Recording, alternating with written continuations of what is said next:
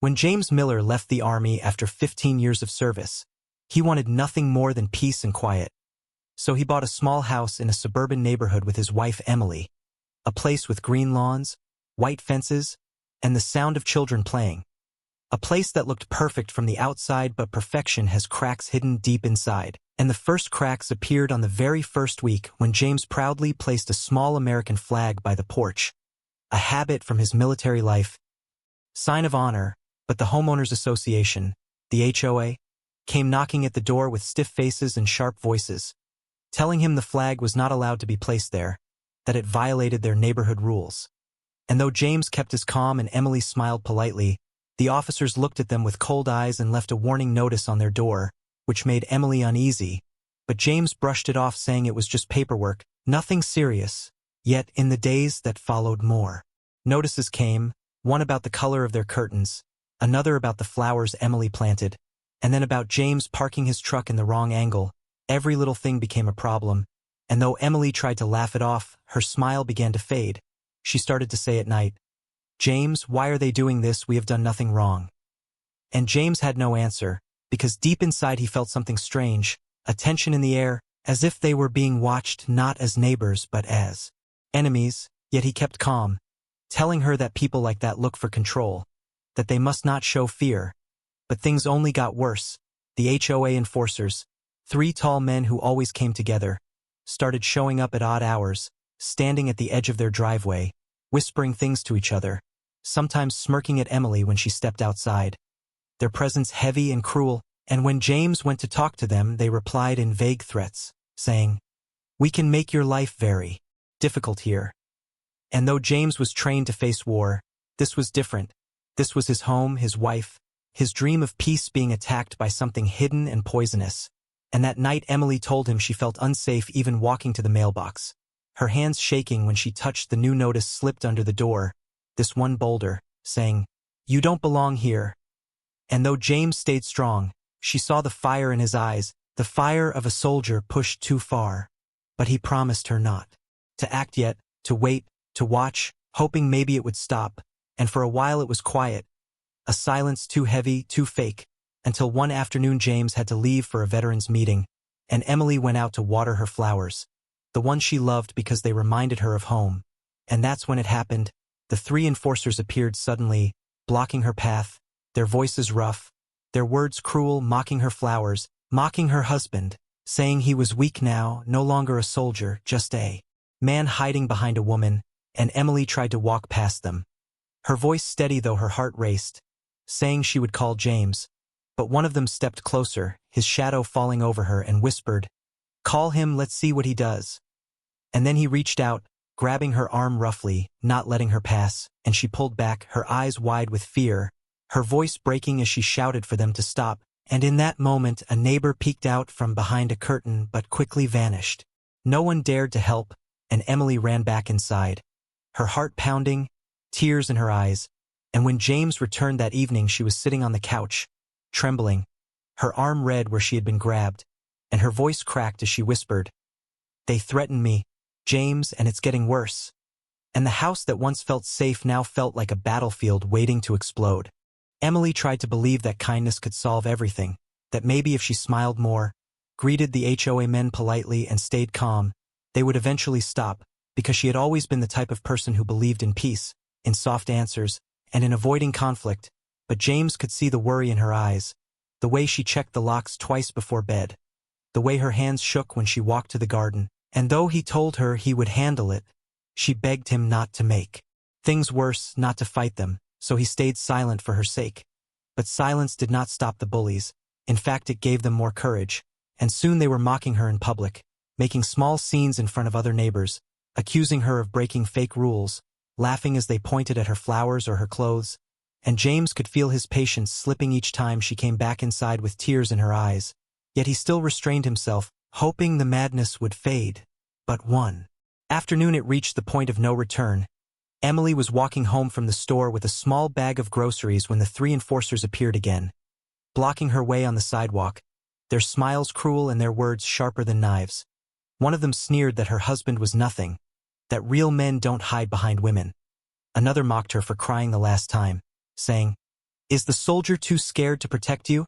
And Emily tried to walk past, her voice soft as she said she did not want trouble, but they stepped closer, surrounding her, and one of them shoved her bag to the ground, spilling fruit across the pavement, the sudden shock making her gasp, and as she bent to pick it up another man shoved her shoulder hard, knocking her off balance, and she stumbled and fell to the ground, her knees scraping against the rough concrete, her hands trembling as she tried to push herself up, while they laughed, cruel and loud, saying she should learn her place, saying her husband's past meant nothing here, and though she wanted to scream she held her tears, because she knew that giving them fear was what they wanted. So she pushed herself up, clutching the bruised groceries against her chest, and walked quickly away, her heart pounding like a drum, but her legs weak, and when James came home that evening he found her in the kitchen, sitting quietly with her eyes red and her hands trembling, and when he asked what happened she tried to hide it, but when she moved her sleeve he saw the bruise forming on her arm, the scrape on her knee, and his heart turned to fire. The calm soldier who always measured every move suddenly filled with rage, his jaw tightening, his fists clenching, and for the first time since leaving the battlefield, he felt that old heat return, the instinct to protect, to fight, to end threats, and Emily saw it in his eyes and grabbed his hand, whispering, "Please, James, don't do anything yet, I don't want to lose you." And he nodded slowly, but inside a storm had already started, a storm no one could stop, and that night he sat in the dark, thinking, his mind replaying her words and the bruises on her skin. And he knew this was no longer about HOA rules. This was no longer about property lines or decorations. This was about honor, about safety, about the vow he made to protect her no matter what. And as he stared into the shadows his decision became clear. They had mistaken his silence for weakness, his patience for fear, but soon they would learn the truth. And as he turned off the light and walked to bed, Emily stirred in her sleep, whispering his name, while outside the night was too quiet, the kind of quiet that means a storm is waiting, and James whispered to himself, "They will regret touching her." As his eyes stayed open, watching, waiting for the moment to strike back. The next morning James woke with heavy eyes and a fire still burning in his chest. He had spent the whole night thinking of the bruises on Emily's skin and the cruel laughter of the HOA bullies, and though he promised her he would stay calm, inside he knew he could not allow this to continue. So he dressed in his old boots, the same ones he had worn through deserts and jungles, and stepped outside with steady steps, Emily watching from the window with worry in her eyes. And when the three enforcers showed up at the end of the street as if mocking him with their timing, James walked straight toward them, his back straight, his eyes cold, every inch of him carrying the weight of his military years. And when he stood before them the air grew heavier, neighbors peeking through blinds as if they could sense something important was about to happen. James spoke slowly, his voice deep but calm, saying, "You will never lay a hand on my wife again, you will never come to my home again, and you will never cross this line again, because if you do, I promise you, it will be the last mistake you make." And for a brief moment silence hung in the air, the men blinking as if unsure how to respond. Then one of them smirked and laughed, saying, "What will you do, soldier? Bark at us like a dog?" While another mocked, "The war is over, old man, you are nothing here."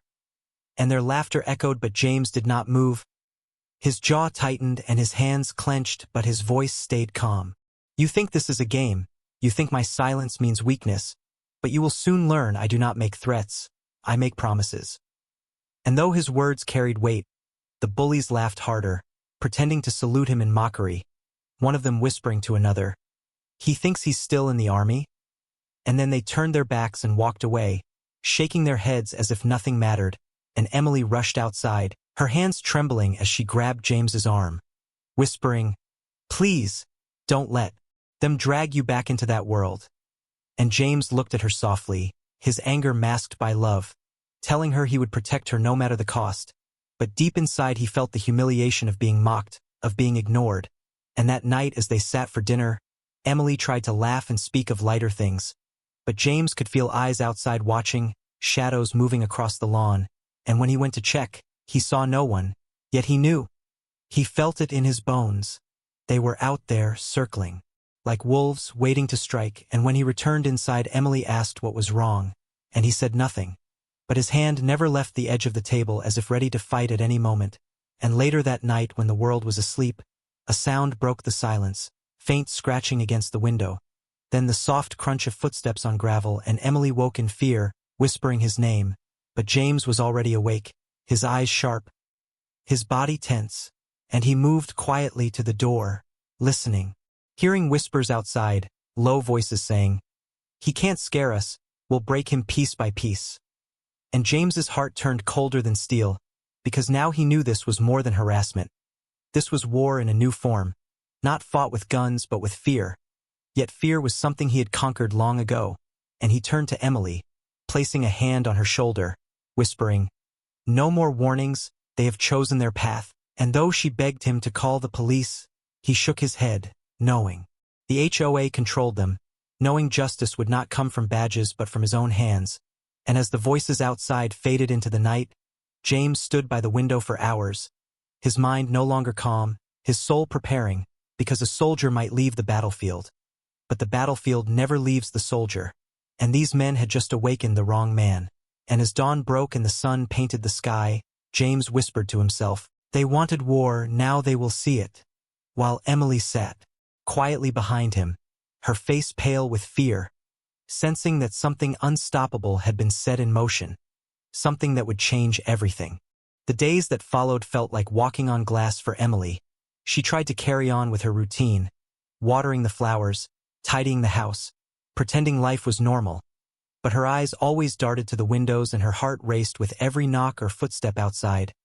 James stayed alert too, rising early, watching the street, his soldier's instincts alive again. But the tension only grew, until one morning they stepped outside to find their truck's tires slashed, deep cuts across the rubber, like scars, and hateful words spray-painted on the driveway. Words that said, "Get out," in jagged red letters. Emily gasped and covered her mouth, tears welling in her eyes, while James's face went still, his rage buried under a mask of silence. He knew this was not random vandalism. It was a message, a declaration of war, and though Emily begged him to report it, he only shook his head, knowing the HOA leaders had friends in the police, knowing that even if he called, nothing would change.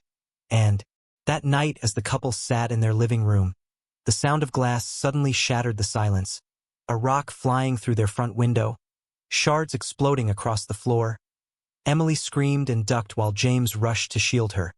And when he ran outside, he saw the shadows of men disappearing into the night, their laughter echoing faintly, and James's blood boiled, but he held himself back, his fists shaking as he closed the broken window with cardboard, telling Emily softly, "It's not over yet." And the next morning the HOA leaders stood smugly at the end of the street as if daring him to act, their presence like poison in the air, and Emily clung to James, whispering that she felt unsafe even stepping outside, her voice cracking with fear.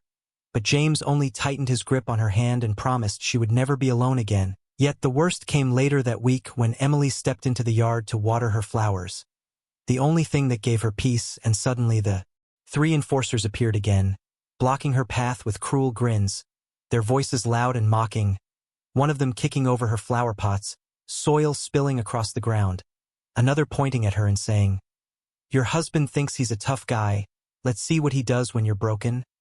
And before she could move, one of them shoved her hard, the force knocking her against the fence, pain flashing through her body as she gasped for breath, and then another swung his fist, striking her across the face, her body crumpling to the ground, her hand clutching her cheek as tears mixed with shock, her voice breaking as she cried out. And for a moment the bullies laughed, thinking no one was watching.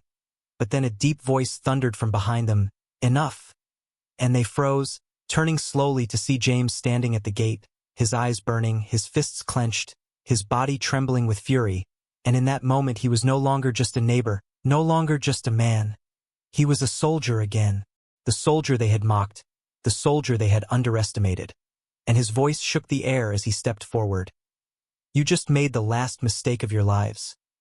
His tone calm but deadly, the kind of tone that made men on battlefields freeze, and Emily, still on the ground, looked up at him with tears but also with a flicker of hope, because she knew the man she married had been pushed beyond his limit, and the bullies, though still laughing nervously, shifted uneasily as James drew closer, the weight of his presence heavier than their bravado, and the neighbors once again peeked through blinds, holding their breath, sensing that something explosive was about to happen.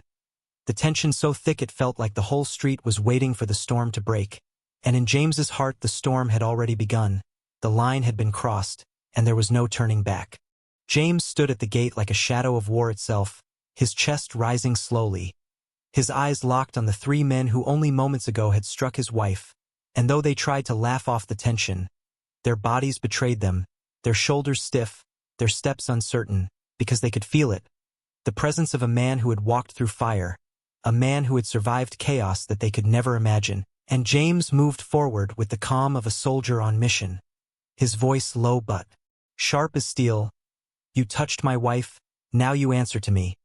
And before the first man could even react, James's fist struck like lightning, slamming into his jaw with a crack that echoed through the street. The man staggered back, his grin replaced by shock, his body crumbling against the ground, and the second rushed forward in rage, swinging wildly. But James dodged easily, years of combat training guiding his every move, and with a swift strike to the ribs followed by a crushing elbow. The man dropped to his knees gasping for air, his strength stolen in an instant. The third tried to act brave, shouting threats, but his voice shook, and when he charged, James caught him by the wrist, twisting until the bones creaked, and with one controlled motion he brought the man down screaming in pain. James's movements were not reckless. They were precise, efficient, each strike meant to end the fight quickly, and Emily watched from the ground, her hand pressed against her cheek, her tears mixing with awe and fear, because she had never seen this side of him, the soldier who once fought enemies on foreign soil, and now that same soldier was here, defending her with unstoppable force. Neighbors gasped from behind curtains, some filming with shaky phones, their whispers filling the air. "He's destroying them, he's not even breaking a sweat." But James did not care who watched. This was not a show. This was justice. This was survival. And when the first man tried to stand again, James grabbed him by the shirt, pulling him close so their eyes met, and whispered with ice in his voice, "If you ever come near her again, I will finish what I started." Then threw him to the ground like a rag doll, and the second, still clutching his ribs, tried to crawl away, but James planted a boot near his hand and growled, "You're not leaving until you understand." And the third lay moaning, holding his wrist, his bravado shattered, his face pale with fear. And in that moment the bullies, who once terrorized the street, were reduced to trembling men, their arrogance stripped away by a veteran who had unleashed the storm they had begged for. Emily called his name softly. "James, please, that's enough." Her voice breaking, because though she wanted them punished, she also feared losing her husband to the darkness of violence, and James turned to her. His face still hard but his eyes softening at the sight of her tears. He knelt beside her, helping her to her feet, whispering gently, "It's over now, they can't hurt you anymore." But even as he held her, the defeated men groaned and cursed, one spitting blood and muttering, "This isn't over, the HOA will bury you." And James's head turned sharply, his voice deep and final, "No, it's over for you, because now I'm not just protecting my home, I'm exposing all of you." And the neighbors who had stayed silent all this time began to murmur, some ashamed, some inspired, and whispers spread that maybe the veteran was right, maybe. The bullies had finally met someone stronger, but James knew this was only the beginning, because men like them never accepted defeat. They would crawl back, they would plot, they would try again, and as he helped Emily inside and locked the door, his mind was already racing, not with fear but with resolve. He would no longer wait for them to strike first. He would take the fight to the source. He would bring down the HOA leaders who hid behind these thugs. And as he sat with Emily, holding her close while she trembled in his arms, he whispered to her softly, "And this is just the beginning." While outside the broken men limped away into the shadows, their pride shattered but their hatred still burning, setting the stage for the final storm that was yet to come. The night after the fight the neighborhood was silent, but it was not the silence of peace. It was the silence of fear. Windows stayed shut, blinds remained half-drawn, and whispers spread from one house to another that the veteran had destroyed the bullies. Some called him dangerous, some called him a hero, but James did not care about names. All he cared about was Emily, who still trembled every time she heard footsteps outside, and though he held her close and promised it was over, deep inside he knew it was not, because the HOA leaders were still in the shadows, the men who gave the orders, the men who thought power and fear could rule over good people. So James began to plan. He gathered every notice, every threat, every hateful letter. He took pictures of the bruises on Emily's arm and face. He even saved the recording of their voices he had captured on his phone during the night when they whispered outside his window. And piece by piece, he built a wall of evidence strong enough to crush lies, but he knew evidence alone was not enough, because the HOA controlled the local police, the town officials, even the neighborhood's committee. So he needed more. He needed the truth to be seen by everyone, not hidden in a file. And so one evening, while Emily watched with worried eyes, he stood in front of the town hall during an open meeting, his voice calm but powerful as he told the story of what the HOA had done. His words shaking the air, the crowd of neighbors staring in shock as he revealed the photos, the threats, the bruises, and for the first time the silence of the street cracked. People began to murmur, anger spreading, because they too had been bullied, fined unfairly, or threatened in whispers. But they had been too afraid to speak, and now with James standing strong before them they found courage. One by one neighbors stood and told their own stories, voices rising together, a storm of truth too loud to ignore, and the local news reporters who had come out of curiosity now filmed every second, their cameras capturing the evidence, the faces of the bullies, the cries of the people, and soon the police could not turn away, because the whole city was watching. The HOA leaders tried to shout him down, tried to claim it was all lies, but James stepped closer, his eyes like steel, and said, "I have fought in wars across the world. I know what fear is, and I will not bow to men who hide behind rules and threats. You broke my home, you hurt my wife, and now everyone sees who you are." And the room erupted, neighbors chanting, reporters pressing in, and the leader's power began to crumble. That night police came not for James but for the enforcers, dragging them away in handcuffs, their faces pale, their arrogance gone, and soon after investigations opened into the HOA itself, their money trails, their threats, their lies, everything dragged into the light, and Emily, standing beside James, finally felt the weight lifting from her heart, tears falling not from fear but from relief. She whispered to him softly, "You did it, you protected us, you gave them justice."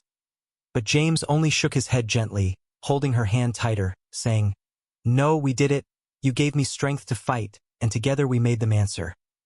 And as the sun rose the next morning, the neighborhood looked different.